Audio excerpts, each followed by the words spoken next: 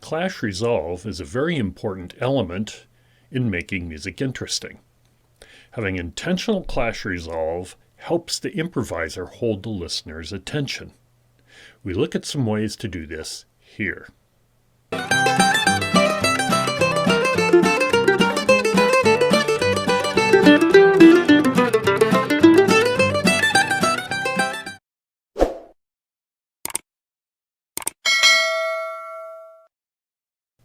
There's a PDF file that goes with this video.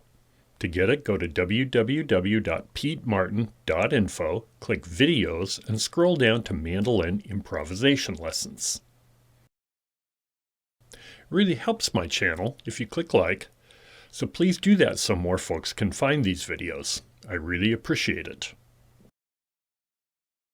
If you listen closely to music you like, it will have at least some places where the notes seem to rub against each other, where there's a temporary confrontation in the sound that then smooths out and makes us think, ah.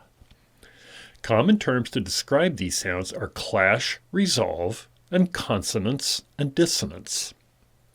Most folks will find music with all consonants or resolve gets boring pretty quickly. It seems to go nowhere. Intentional clash or dissonance that resolves to consonants adds spice to the cooking.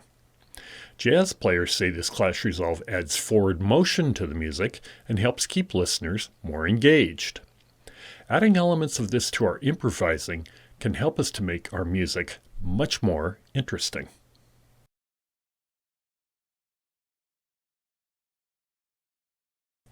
Notes that do not sound good together or just sound unstable are dissonant or clash. Notes that sound good together are consonant or resolve. In video number 8 of the Music Theory series I am doing, I covered why the 5-7 chord resolves to 1. The tritone interval is why. Watch that video to help your understanding of this video. Review this tritone interval for the D7 chord in example 1.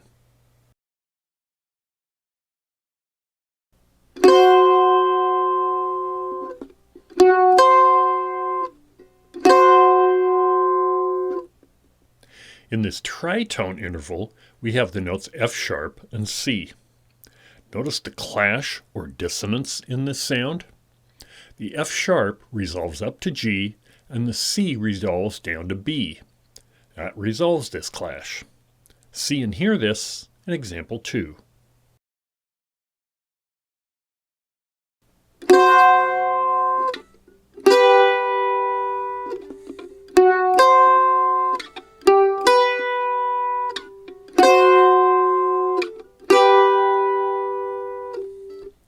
We can use this clash resolve knowledge to help us design and improvise lines with this interesting movement involved.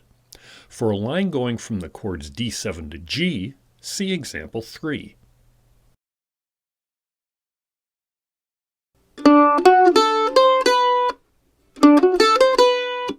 Notice in example 3, we are resolving the C note of the D7 chord to the B note of the G major chord.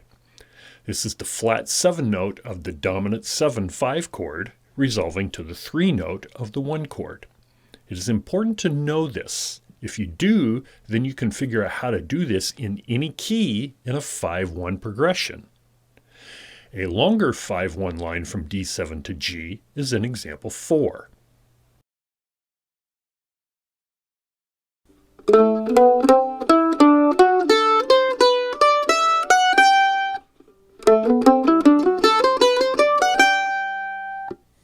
If you find this video useful, I ask that you consider supporting this channel and my website through my Patreon page, www.patreon.com/PeteMartin. For the very low price of $3 per month, you allow me to keep adding content on my YouTube channel and website. I also teach online lessons if anyone is interested. Thank you. There is a second resolution from D7 to G. We saw earlier that F sharp of the tritone resolves to G. A line that shows this is example 5.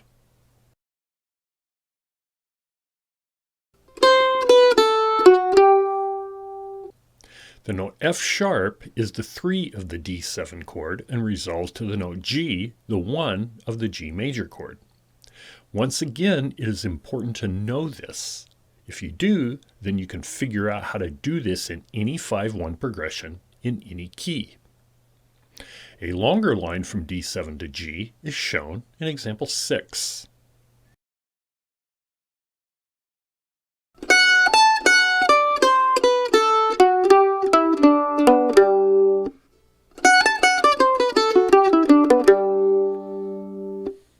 If you analyze chord progressions to your favorite songs and tunes, you will see 5-1 very often.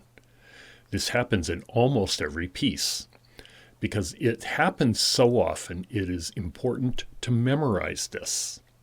The 3 and flat 7 of the 5 chord resolve to the 1 and 3 of the 1 chord.